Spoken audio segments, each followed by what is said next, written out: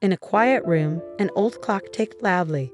My husband John was glued to the TV, ignoring me completely. I felt fed up with all the problems we'd had over the years. John broke the silence, sneering at me. I told him firmly, "I'm leaving." He mocked me, saying I couldn't survive without him. But his words only made me more determined.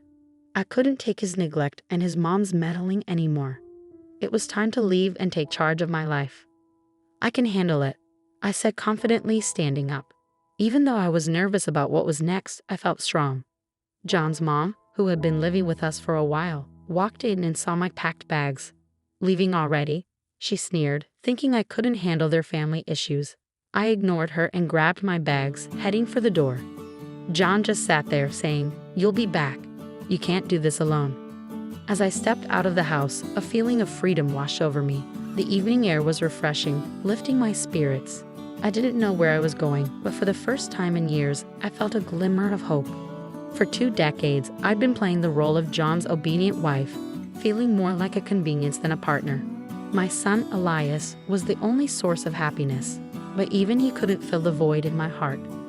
John's mom made things worse with her constant criticism and manipulation.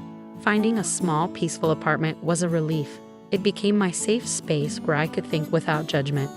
I ignored calls and messages from John and his mom, who begged and threatened me. I was determined to stand my ground and move forward. My coworkers at the library, where I'd worked for a long time, supported me. They had seen how I'd been struggling and were happy to see me finding my strength again.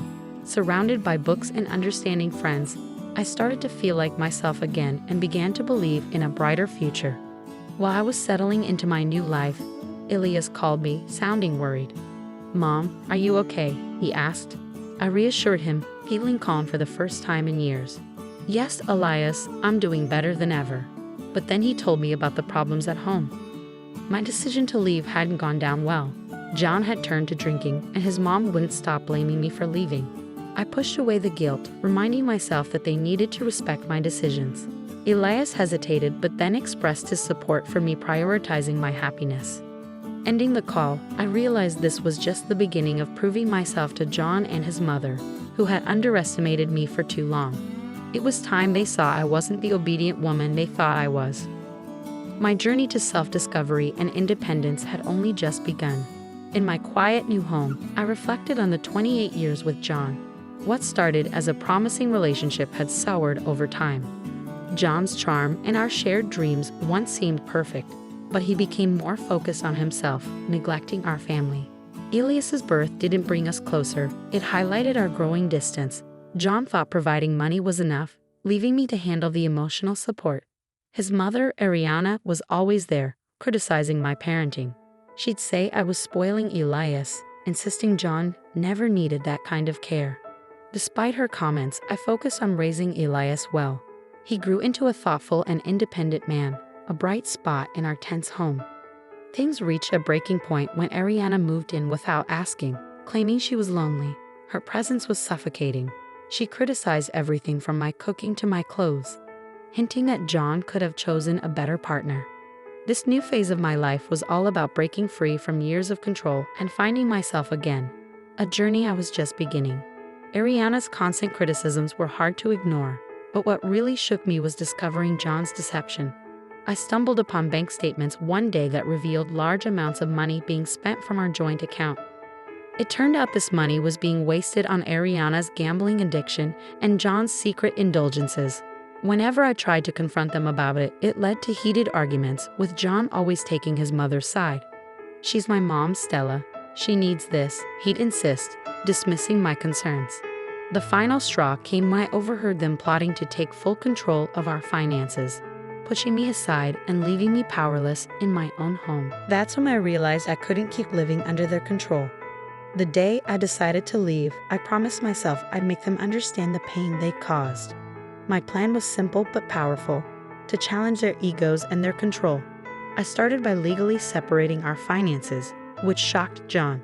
"What are you doing?" he demanded on the phone. "I'm protecting myself, something I should have done a long time ago," I replied calmly but firmly. Ariana's reaction was even more dramatic. "You ungrateful brat. After everything we've done for you," she screamed when she found out. But I didn't let it faze me. The time of me being submissive was over. Now I was setting my own rules, beginning their reckoning. After I took control of my finances, things got chaotic. John and Ariana showed their true colors through their anger. Their attempts to intimidate me with angry phone calls didn't work. "You think you're smart, Stella," John sneered over the phone. "You're nothing without me. You'll come crawling back." "Not a chance, John. I won't let you manipulate me anymore," I shot back, standing my ground. Ariana's threats were even harsher. "You'll regret this, Stella. You've ruined our family." "There was no family to ruin, Ariana. It was all fake," I countered. Despite their threats, I felt free. The fear that used to control me was gone, replaced by a determination for justice. It was time for them to face the consequences. I started by reaching out to old friends and telling them about the lies and manipulation John and Ariana had put me through. My honest revelation spread quickly, tarnishing their once spotless reputations. John, who always cared about his social standing, was embarrassed. "How could you do this to me?" he asked me, shocked. "You did it to yourself," I replied calmly. "I'm just telling the truth." Ariana faced the community's disapproval too. "You've made us outcasts," she accused, seeing it as a fight. But I wasn't afraid of her anymore. "No, Ariana, this isn't a fight. It's about being responsible for your actions," I told her. Seeing their social circles fall apart showed how powerful the truth can be. John's supporters distanced themselves, wary of his damaged reputation, while Ariana lost influence as her gambling problem and manipulative tactics were exposed. But I didn't stop at just exposing them socially. I knew their weak spot was their finances. With the help of a good lawyer, I fought for my fair share of our joint assets. Ariana's debts from gambling and John's mishandling of money were brought to light. The legal battles were tough, but I stayed strong. Their lies were no match for the truth, and I won a significant victory in court. When the judge ruled in my favor, I could see the defeat in John and Ariana's faces. This win meant more than just money. It showed that I was morally right. "You've destroyed everything, Stella," John said, sounding defeated. "No, John, you destroyed our family long ago. I'm just picking up the pieces," I replied, leaving the courtroom feeling free for the first time in years. I was filled with hope for a future without the weight of my past. After the court ruling, I started rebuilding my life with the assets that were rightfully mine. Stepping away from John and Ariana's influence, they couldn't believe the extent of their downfall. This was the start of a new chapter for me, one of independence and self-discovery, ready to embrace whatever came my way. The crumbling of John and Ariana's facades was just the beginning of my journey to rediscover myself and pursue real happiness and freedom.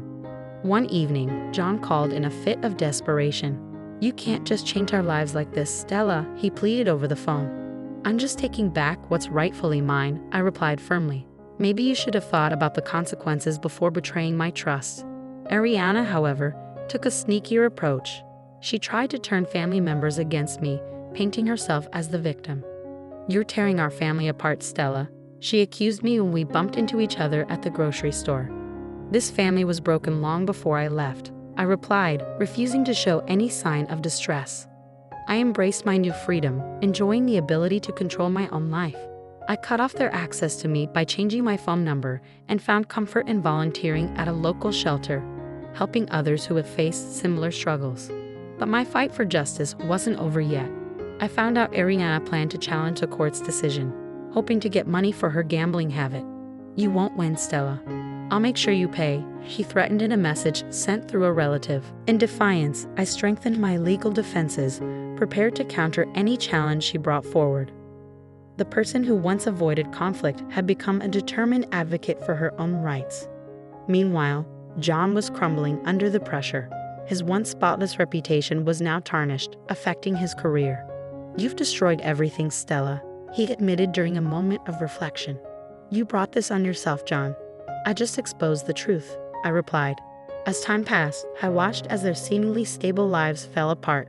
Ariana's attempt to overturn the court's decision failed, leaving her in financial and social ruin.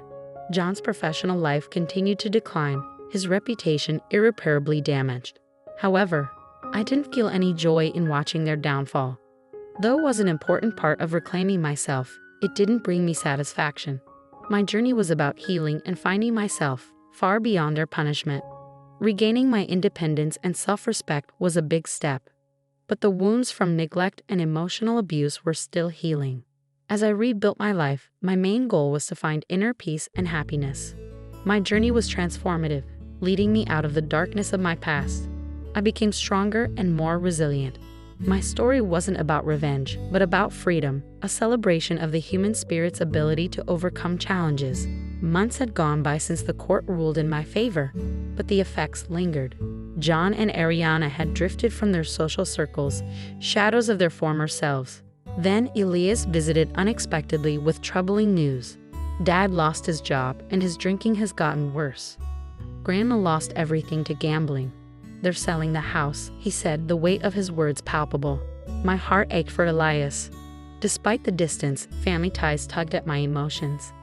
Did we do the right thing? Elias wondered quietly. I reassured him, though with a heavy heart, that we stood up for what was right. They made their choices. I didn't find satisfaction in John and Ariana's downfall. Instead, it reminded me of the importance of living with integrity and respecting others. In the following weeks, rumors spread about the sale of their house, signaling the end of their decline. John struggled to find work because of his damaged reputation, and Ariana was isolated as her addiction became known. One evening, I ran into John during a walk. He looked like a different person, defeated. "There's nothing to say," he finally said, defeated. This brief encounter was powerful. It showed how much our lives had changed because of the choices we made. It was here that I found true happiness, peace, and a sense of self that couldn't be shaken.